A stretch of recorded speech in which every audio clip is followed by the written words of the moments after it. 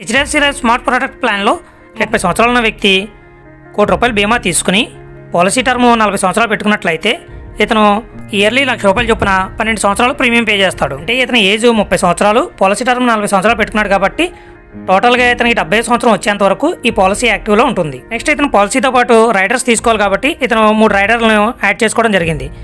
Income benefit అను యాక్సెన్షియల్ disability rider, దీని policy term వచ్చి 40 సంవత్సరాలు, అంటే పాలసీ ఎండింగ్ వరకు ఇది యాక్టివ్లో ఉంటుంది. దీని సమ్మెష్యూడ్ ₹1,00,00,000. యాక్సెన్షియల్ పరంగా ఏమైనా జరిగినా మనకి డెత్ బెనిఫిట్ కాకుండా ఈ ₹1,00,00,000 కూడా అంటే 2 కోట్లు రావడం జరుగుతుంది. అదేవిధంగా ప్రొటెక్ట్ ప్లస్ రైడరు, ఇది కూడా 40 ఇయర్స్ ఉంటుంది. దీని సమ్మెష్యూడ్ ₹1,00,00,000. మూడోది హెల్త్ ప్లస్ రైడరు, ఇది 15 సంవత్సరాలు మాత్రమే యాక్టివ్లో ఉంటుంది. దీని సమ్మెష్యూడ్ 10 లక్షలు. నెక్స్ట్ దీంట్లో మనం ఎవ్రీ ఇయర్ రైడర్ అమౌంట్ కాకుండా ప్రీమియంని ₹1,00,000 చొప్పున 12 లక్షలు 12 సంవత్సరాలు పే చేస్తాం. ఈ అమౌంట్ని మార్కెట్లో ఇన్వెస్ట్ చేస్తారు. నెక్స్ట్ డెత్ బెనిఫిట్ చెక్ చేసినట్లయితే ఫస్ట్ ఇయర్ నుంచి 40వ సంవత్సరం వరకు మనకి ఏదైనా రిస్క్ జరిగినా డెత్ బెనిఫిట్ అమౌంట్ ₹1,00,00,000 మనకు అందివ్వడం జరుగుతుంది.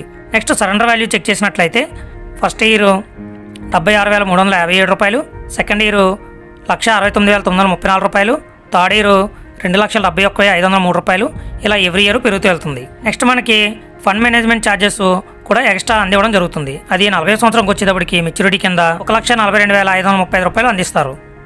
అదేవిధంగా మనం పే చేసిన ప్రీమియం అమౌంట్ని మార్కెట్లో ఇన్వెస్ట్ చేస్తారు కాబట్టి ఆ ఫండ్ వాల్యూ అనేది 8% చొప్పున చెక్ చేసినట్లయితే first year ₹81,231, second year ₹1,73,934, third year ₹2,74,503, ఇలా ఎవ్రీ ఇయర్ పెరుగుతూ 40వ సంవత్సరం వచ్చేటప్పటికి ₹1,30,70,270 రావడం జరుగుతుంది. నెక్స్ట్ మనం ఇయర్లీ ప్రీమియం ₹1,00,000 చొప్పున 12 సంవత్సరాలు 12 లక్షలు పే చేస్తాం.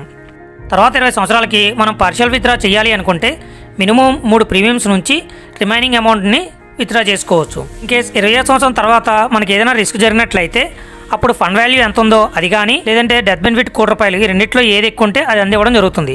మీరు పార్షియల్ విత్డ్రా చేయక రిమైనింగ్ ఇందులో 3 లక్షలే ఉంది కాబట్టి మీరు 70 సంవత్సరం వరకు బతికున్నట్లయితే మీకు మెచ్యూరిటీ కింద ఈ 3 లక్షలకి ఎంత ఫండ్ వాల్యూ వచ్చిందో ఆ ఫండ్ అమౌంట్ మాత్రమే తిరిగి మీకు అందివ్వడం జరుగుతుంది. అదే మీరు ప్రీమియంతో పాటు కొంచెం టాపప్ ప్రీమియం కొంచెం ఎక్కువ అమౌంట్ని పే చేసినట్లయితే మీకు మెచ్యూరిటీ టైంలో ఎక్కువ ఫండ్ అనేది జనరేట్ అవుతుంది. మనకి నార్మల్గా అమౌంట్ని మ్యూచువల్ ఫండ్స్లో పెట్టినప్పుడు లాంగ్ టర్మ్లో 12% వరకు రిటర్న్స్ని మనం పొందవచ్చు. కానీ దీంట్లో 8% చొప్పున చూసినట్లయితే ₹1,30,70,270 వస్తుంది. మనం 10% చొప్పున చెక్ చేసినట్లయితే ₹2,20,36,273 వస్తుంది. అదే 12% అయితే ₹3,69,10,086 వస్తుంది. ఈ విధంగా మనకి ఏదైనా రిస్క్ జరిగినట్లయితే ₹1,00,00,000, అదే మనం మెచ్యూరిటీ వరకు ఉంచినట్లయితే 3 కోట్ల వరకు మనం రిటర్న్స్ని పొందవచ్చు.